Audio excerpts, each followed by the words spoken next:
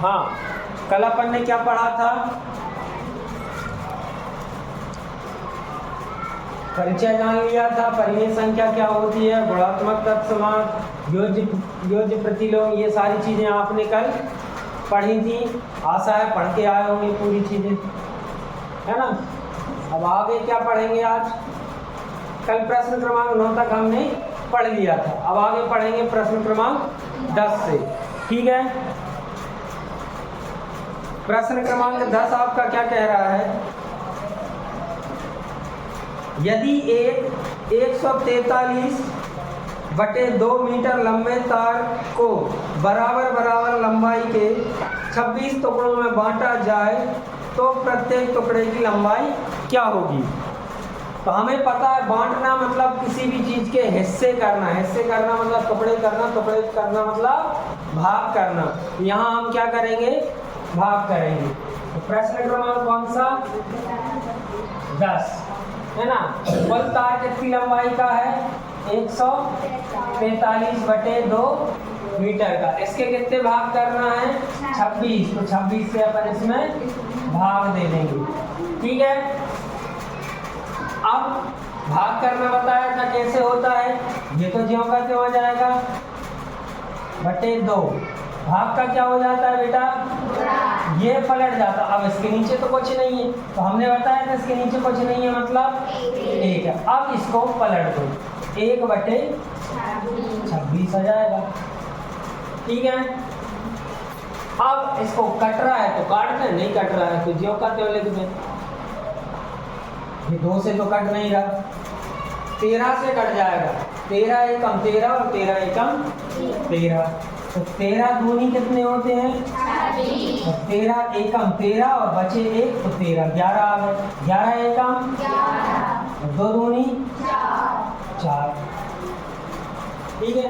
इतने बड़े बड़े टुकड़े होंगे, ठीक है। प्रश्न क्रमांक 11 पूरा कितना है? 49 सही 4/5। तो इसको सही तरीके से कैसे लिखेंगे? 49 गुणित 5 धन 4 बटे में 5 रहेगा, ठीक है। कर दो 5 नाम 45 की 5 हासिल की 4, 5 चौके 20 और 24 धन 4/5। इसके बाद इसको इसमें जोड़ दो, 249/5। इतना पूरा उसका खेत है। इसमें क्या करेंगे अपन?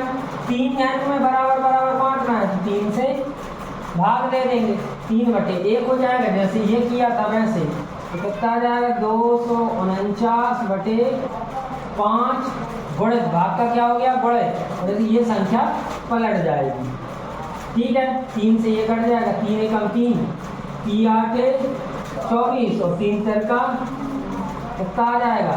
83/5। अब और ज्यादा ये नहीं कटेगा। आया समझ में? ऐसे करना है बेटा। बारवा क्या है? क्या 1 सही 2/3 का गुणात्मक प्रतिलोम 0.6 है? क्यों अथवा क्यों नहीं? सबसे पहली चीज तो आपको ये पता होनी चाहिए गुणात्मक प्रतिलोम होता क्या है। क्या चीज? गुणात्मक प्रतिलोम। गुणात्मक प्रतिलोम ये होता है कि कोई एक संख्या है, उसका गुणात्मक प्रतिलोम बताना है, तो उसी गुणात्मक प्रतिलोम से उसमें गुणा करो तो क्या मिल जाए? 1 मिल जाए। जैसे हम क्या करें? 5 में किसका गुणा करें कि 1 मिल जाए? तो 5 का गुणात्मक प्रतिलोम 1/5, 5 एकम 5। तो अब अपन देखें कौन सा कि 1 सही 2/3। प्रश्न क्रमांक 12, 1 सही 2/3 बराबर क्या आएगा? 5/3। इसमें गुणा करो 0.6 का, ये दशमलव हटेगा और नीचे क्या लग जाएगा? 10। ये कितना हो जाएगा? 5 गुणित 6/3 गुणित 10। 3 एकम 3 दूनी 5 एकम 5 दूनी 2 एकम 2। क्या आएगा? 1/1 मतलब 1 आ जाएगा, है ना। क्या लिखोगे इसमें उत्तर? हाँ 0.6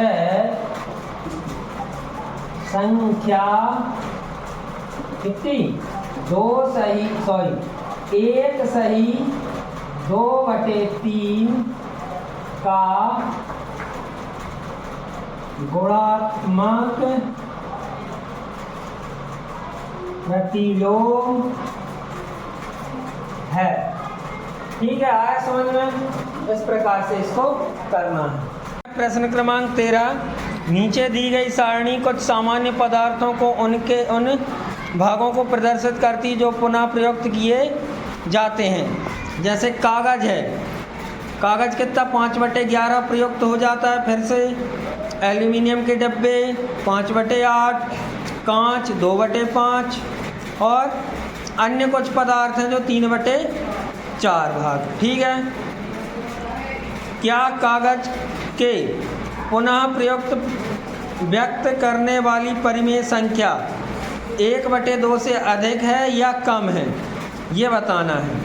तो क्या है, कागज को पुनः प्रयुक्त करने वाली कितनी है 5/11 है ना। तो ये क्या है 1/2 से कम है। क्या है 1/2 से कम है। ठीक है, अब बड़े से छोटे क्रम में पुनः प्रयुक्त मात्राओं को व्यवस्थित करने के लिए क्या करना पड़ेगा, सबसे पहले बड़ा देखना पड़ेगा। तो सबसे बड़ा आपका क्या रहेगा 3/4 भाग है ना। सबसे बड़ा भाग क्या रहेगा 3/4। सबसे पहले आपका आएगा 3/4, फिर आएगा 5/8, फिर आएगा 5/11 और फिर आएगा 2/5 भाग। ठीक है, आई बात समझ में? अब प्रश्न क्रमांक 14 देखो, 3 विद्यार्थी ए, बी और सी, ये उनके नाम हैं, ए, बी और अपने घर से विद्यालय के लिए क्रमशः 5/4 किलोमीटर, 3/4 किलोमीटर और 7/3 किलोमीटर दूरी तय करते हैं। ठीक है, पहला विद्यार्थी ए और बी की दूरियों का अनुपात, अनुपात मतलब भाग। तो पहला वाला क्या होगा, ए की दूरी कितनी हो गई 5/4 भागित बी की दूरी कितनी हो गई 3/4। अब हमें पता है भाग कैसे होता है, 5/4 भाग का हो जाता है गुणा 4/3। 4 से 4 कट जाएगा, आपका उत्तर कितना आ जाएगा, कितना आ जाएगा 5/3। मतलब क्या हो जाएगा 5:3, ये उत्तर रहेगा। आया समझ में? दूसरा वाला क्या कह रहा है, सबसे ज़्यादा दूरी किस विद्यार्थी द्वारा तय की गई। सबसे ज़्यादा दूरी किसने की है, तो लिख देना सबसे ज़्यादा दूरी सी विद्यार्थी के द्वारा तय की गई। ठीक है, अब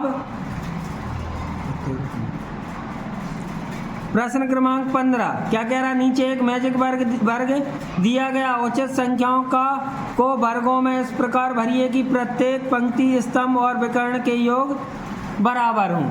तो ये दिया है, तो इसमें क्या है, आप इस मैजिक वर्ग में आप देखोगे तो शुरू की पंक्ति का योग करोगे तो 68/38 आ रहा है, और आखिरी वाली पंक्ति का योग करोगे उसमें भी कितना आ रहा है 68/38। ऊपर से नीचे जोड़ोगे तो 68/38 और यहाँ लास्ट वाले को जोड़ोगे तो ये भी कितना आ रहा है 68/38 आ रहा है।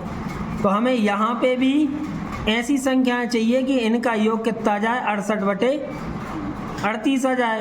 तो पहले बॉक्स में क्या आ जाएगा आपका 21/133, 24/38, 70/95 और 25/95। ये सब करोगे तो आपका मैजिक वर्ग पूरा हो जाएगा, है ना।